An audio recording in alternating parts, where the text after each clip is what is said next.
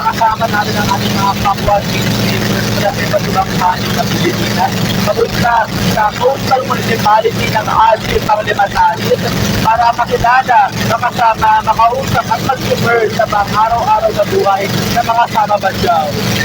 Sa iyong damdamin ipamalas ang angking galing. Tumayong buong tapang harapin ang buhay, akapin ang tagumpay. Tulungan ang kapwa't bigyang halaga, wag hatakin. Hi guys. Ay, layo. Thank you po. Lapit-lapit din naman. Subukan natin isulong at ligawan ang magandang bukas. Ikaw at ako magkasama tayo sa lubungin ng kinabukasan.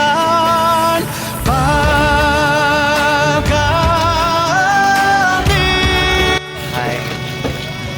Tunggon gawa eh. Hi. Bingi.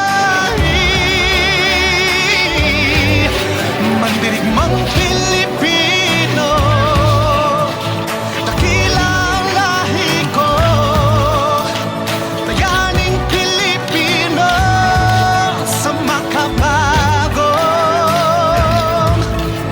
panahon.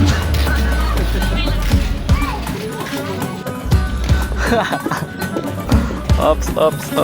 Halina't hawakan ng aking kamay, sabay abutin natin ang tagumpay. Patuloy lang tayo sa pagpapanday, tiwala sa Diyos ang sandat at gabay. Subukan nating isulong at ligawan. Hi. Hello. Hi. Ikaw. Hi ka. Video. Video na. Ayan. Para kang naka-vlog. Kaya nga eh. Vlogger na lang tayo dito. Mag-vlog na lang tayo. Siyempre guys, nandito po kami sa Bangas Totoo. para magtanong sa mga Sama at sa mga Badyaw. So dito yung mga bahay. Assalamualaikum. Assalamualaikum. Ayan. Mayroon. Anjari ko yung mga subo kami katosog da. Anjari na. Pwede na to. Salamat po. Salamat po. Bye-bye. Bawal kami kaman. Okay. Vlog po. So hello guys. Pauwi na kami, kakatapos lang mag-interview dito sa Barangay Bangas. Suwa Bangas. Tatlong pamilya. Interview po natin. Balik na po tayo sa Barangay. So ito po yung mga bahay nila dito. Oh. Doon po kami kanina. Tapos doon.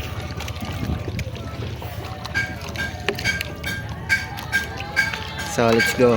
Bye. Bye muna. Bye-bye. Ikaw na pakita ka. Bye-bye.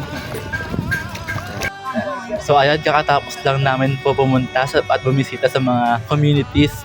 Huwag kayo tumingin! Nakakainis naman. Nahiya tuloy ako. Ayun, kakatapos lang po namin bumisita at pumunta sa mga communities ng Sama Badyaw dito sa Barangay Bangas. Kamusta naman ang experience ko? Masaya naman. Mayroon kami 3 pamilyang na interview at napuntahan. Yung 2 doon binangka pa namin. Para sa pangalawang pamilya na binangka namin, sa unang pamilya na binangka namin, pagkatapos namin sila interviewin, yung bangka namin tinangay sa kabilang bahay, medyo malayo-layo. So hinatid pa kami ng tatay doon sa bahay kung saan napunta yung bangka namin. Then doon sa bahay na yon, yun na rin yung sunod namin in-interview kasi baka doon gusto ng bangka namin. So, ayun.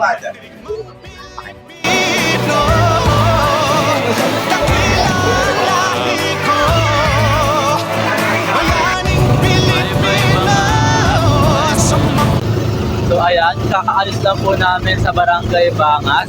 ngayong hapon nagkaroon lang kami ng workshop or yung tinatawag namin clock workshop, yung clock of the day kung saan kinonsolidate namin lahat ng learnings namin after the interview kaninang umaga and in-illustrate namin yung mga learnings namin and everything sa isang clock, yung pang-araw-araw na gawain, events and routine ng mga communities na Sama Badjao. And ngayong hapon, bago kami umalis, mas maraming tao ngayon. Nasa labas sila.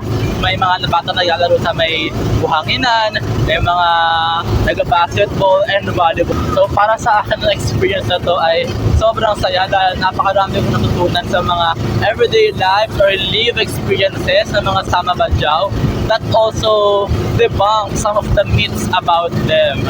And of course, medyo malungkot din sa part na yung mga ilang members ng community na kasama natin since nung nakaraan ay iniwan na namin doon dahil doon naman talaga sila nakatira at hindi na sila sumama pabalik ng Holo.